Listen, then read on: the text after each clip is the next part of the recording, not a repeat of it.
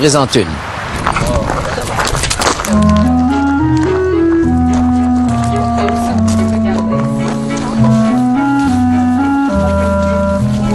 À Les Cèdres, près de Vaudreuil-Soulanges, 5 agriculteurs font équipe et commencent leur journée.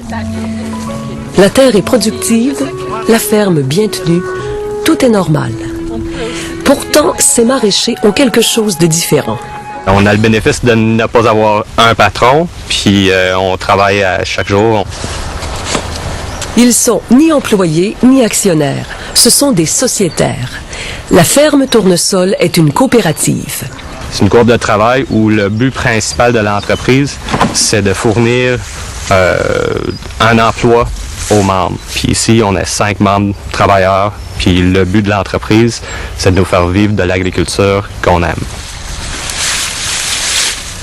Ils sont devenus des amis à l'université McGill. Y a-t-il de quoi que tu aimerais mettre comme choix avec? Leurs études en agriculture et la vie en appartement les ont rapprochés. Ils se sont découverts les mêmes ambitions et le même amour de l'agriculture. Choisir la formule coopérative est venu naturellement. L'entreprise n'a pas de dette. On a fait ce choix-là au départ. On attend d'avoir les fonds nécessaires pour acheter des choses.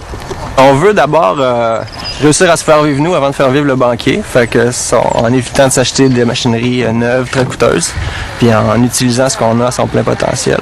C'est comme ça qu'on y parvient. La formule coopérative leur a donc permis de résoudre un des problèmes majeurs de la relève agricole.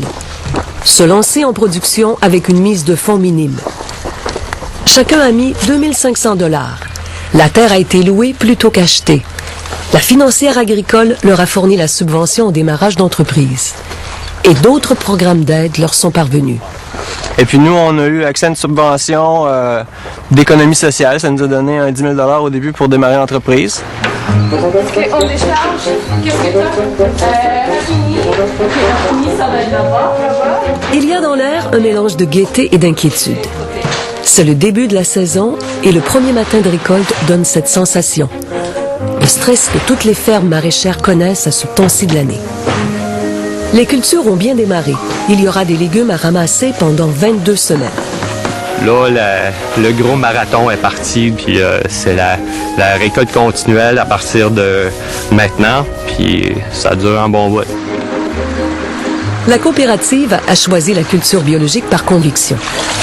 De plus, financièrement, l'option bio est intéressante. La demande est très forte, le prix de vente avantageux. Pourquoi vous travaillez si vite?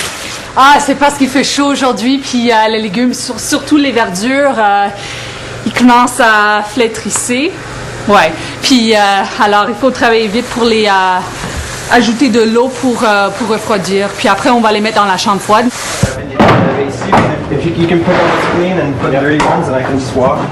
Ce printemps, ils ont semé et planté 250 variétés de plantes potagères et de fines herbes. De sorte qu'ils auront des légumes à offrir jusqu'en octobre. Tous les bons vendeurs et aussi quelques-uns moins classiques. Ça s'appelle Hakurei. C'est un navet japonais. Puis il y a un goût très très doux, très sucré. On peut le manger cru. Moi, la meilleure façon que j'aime le préparer, c'est vraiment juste le faire bouillir 5 minutes, que ça soit juste tendre. J'ajoute un peu de beurre puis des ciboulettes ou d'autres fines herbes. Juste comme ça. Ils ne sont pas liés à un grossiste, mais la majorité des légumes de la coop sont déjà vendus. La ferme s'est engagée à fournir chaque semaine un panier à 250 familles. Après la longue pause de l'hiver, la distribution des provisions reprend ce soir. Émilie est la responsable du recrutement. Elle est ravie. L'offre sera généreuse. C'est un bel premier panier. On a beaucoup de laitues, les épinards, les radis. Cette année sont fantastiques à cause de la pluie qu'on a eue. Vraiment, je pense que c'est un bel panier, puis les gens vont être contentes. Ouais.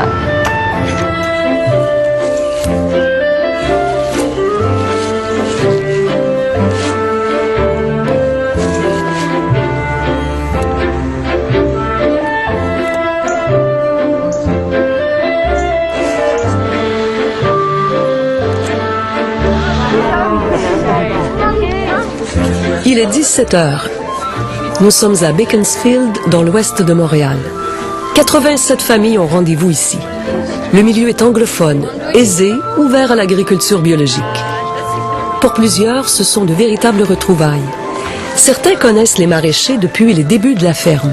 Les enfants étaient même pas nés. Elle était née, ça fait deux étés qu'elle est née. Et là, elle marche, elle parle, elle court. C'est c'est fun. Ouais. Plus tard cette semaine, ils vont compléter la distribution des paniers dans 2 autres lieux d'arrivée, à 30 minutes de la ferme.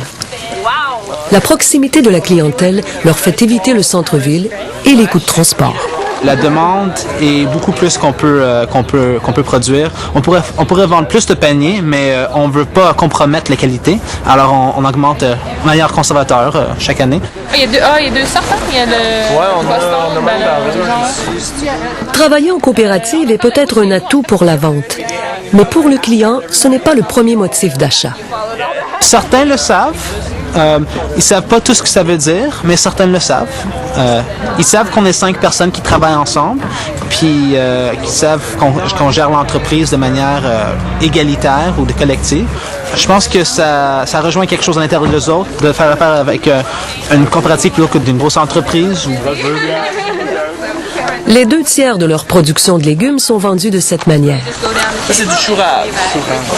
Le reste de la récolte est écoulé au marché public. Je pense que souvent ça débute avec le fait que c'est bio ou en contact avec l'agriculteur, mais je pense qu'il reste avec parce qu'on produit des légumes frais, de qualité, qui goûtent bon. Je pense que c'est local, c'est important pour eux autres. Tout est lavé, là. C'est déjà emballé. Les légumes sont prêts à partir. Ouais. Alors, c'est de désherbage. Entre-temps, c'est du désherbage, du travail de tracteur. Puis il faut qu'on coupe. C'est à la réunion des 5 que tous discutent. Décider à plusieurs, c'est plus long. Mais en groupe, ça permet parfois d'aller plus loin. Une chose est sûre, une coopérative ne peut pas survivre à la discorde.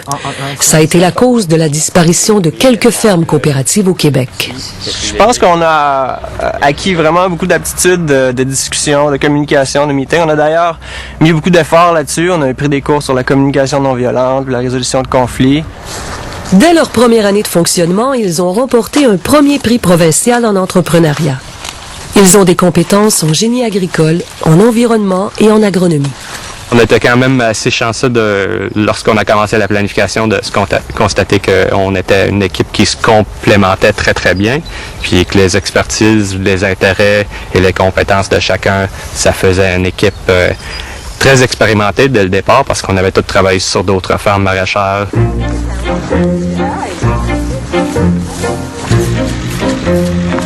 La culture biologique est laborieuse, manuelle et répétitive.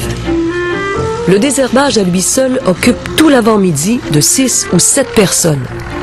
Heureusement, la coop embauche 2 stagiaires. Et c'est pour eux une manière de remettre aux jeunes la chance qu'ils ont eue d'apprendre chez d'autres agriculteurs.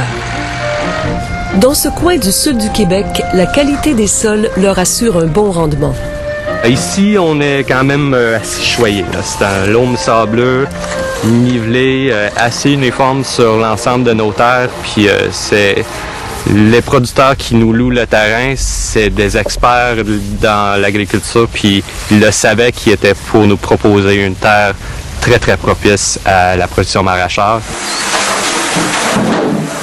Même si la coop ne compte que 5 membres, le fonctionnement est le même qu'une grosse coopérative comme AgroPure ou la Fédérée. Le budget est adopté en début d'année et la remise des ristournes a lieu en fin d'exercice. Lorsque, et ça nous est arrivé depuis les 4 dernières années, on génère des surplus.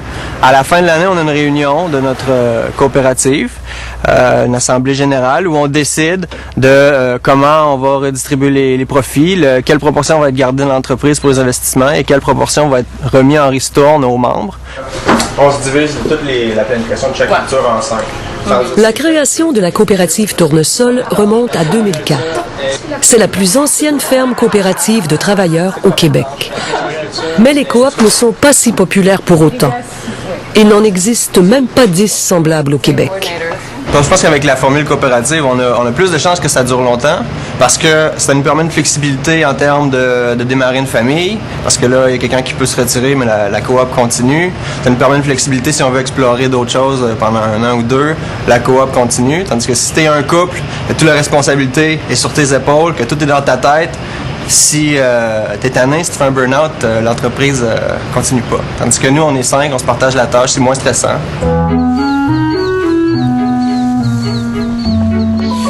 On est dans notre 5e année, puis on est pas mal content. On a une qualité de vie assez exceptionnelle, puis on ne manque pas énormément de quoi, puis on est assez confortable et assez content de rester toujours nos propres patrons, puis d'avoir le bienfait de travailler ensemble, puis d'être entouré de ça comme endroit de travail. C'est pas pire.